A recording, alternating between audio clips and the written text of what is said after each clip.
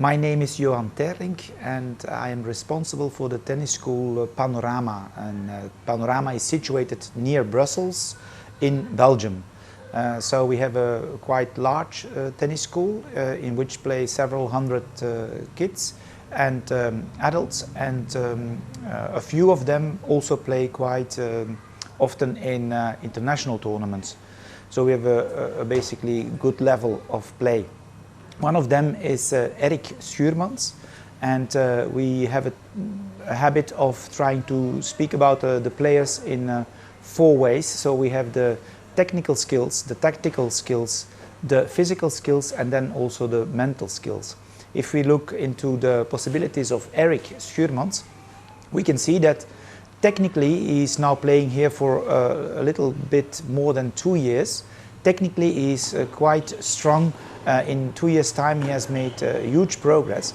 But if we would compare him to other players, I think this is one item in which he can still progress a lot.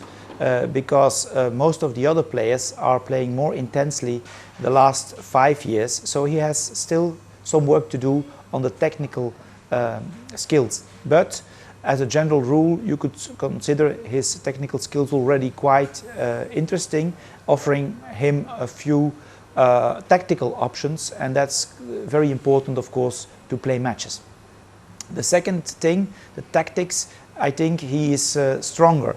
He is really what I would call an intuitive player who is feeling during the match what he should do to get a better match plan and to eventually try to win the match. So he's really born in a way to adapt. He's born to reschedule, and he is not always rational about it. He can make rational decisions and have a tactical plan, but he can also vary and switch to something else because of the situation.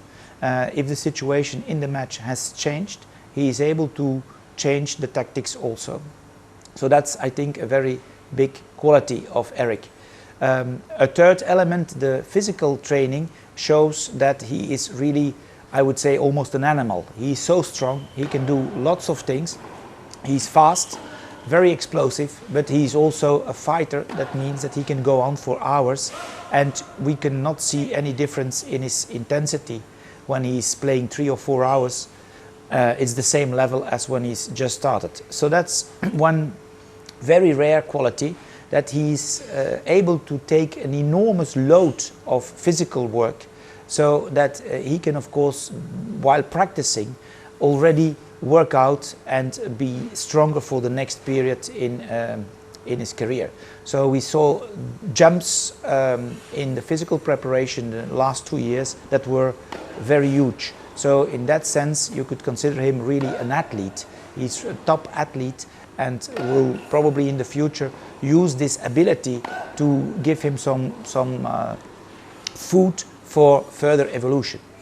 The last element that we consider is the mental training, and in that respect I would say that Erik is really top level. Mentally he's very strong.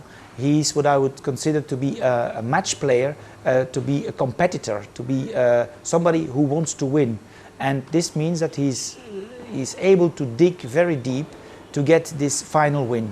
If he has to go through physical effort or whatever, tactics and so on, he's gonna do everything that is needed to get this win. It's very, very difficult to beat him. So in that sense, I think he is also able to go ahead in his future life, probably because he's somebody who is really sticking into the situation and wanting to get a result in the situation. So that's what I would consider to be the 4 major features of Erik Schuurmans. Here we have 2 coaches that have been working with Erik Schuurmans last 2 years, and that's Didier Boux, and here next to me we have Chris Terlink, and we can see first of all the behavior of Erik during the training sessions. What can you say about it? I think Erik is really an example for all. He gives always full 100% during the training. He's a real motor for a collective team because he's very physical also on the training, and he's a very sympathetic guy, so makes a lot of jokes during the training and gives a great atmosphere. Yeah, if we think about Eric, it's also very obvious that he's considered to be a very interesting team player as well. So perhaps we can say something about his matches in the team and his behavior around the court. I saw a lot of matches of Eric, so we can certainly say that he's a fighter.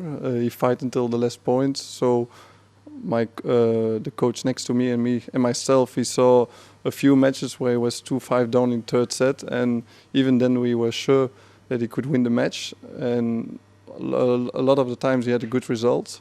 I think he has mentally he's very strong. Because we know that when you lose the match, the other one is a better player. Not that they had a bad day or not wanted to work that day. So each day is a very good day for Eric. So now we have Eric here for over 2 years. So that's not a very long period, of course, if you talk about tennis playing. So is there any clear evolution? We can also go into that matter in his personality and in the game he plays. 2 years back, the priorities of Eric were more American football, and when he came to the tennis court, it was just for fun. We saw immediately that he was a natural talent. Everyone can see that, a spectator as well, during his matches, because he gives himself from the first ball on, and that's the same on training. And the last year, he developed really a very professional approach to the game, playing each point with full concentration. And we see also that his game is lifted up to a very high standard today. Yeah, another element is of course that the intensity is very high. When you see a match, you can see in the face of Eric that he's really into the business, that he's really playing his match, that he's really focused on the points that he's playing, that he's completely in a sort of trance. And then of course the result is also better than when you are really playing as an outsider. So the intensity is one big element.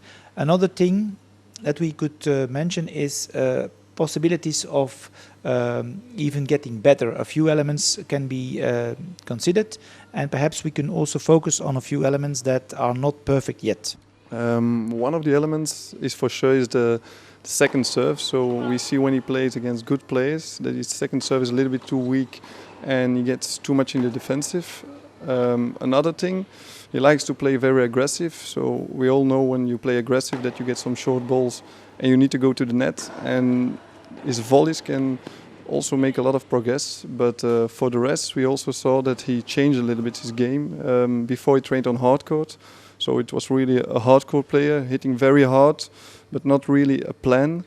And during the years, also by the advice of my friend and me and myself, we saw that he changed. He started to use some effect on his balls. He's thinking more, so we saw a more complete player.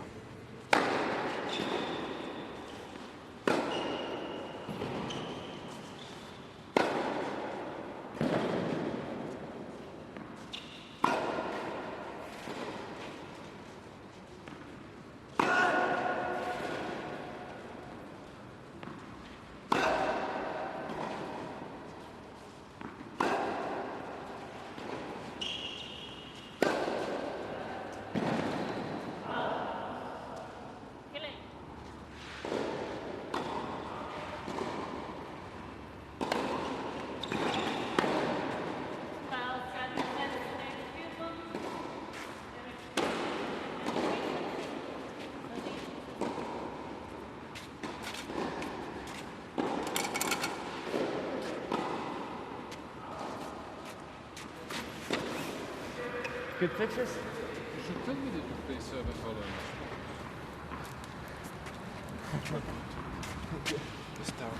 Thank you very much. 2 and 3, huh? But now You're finished. I stopped now. Now I get back to real life.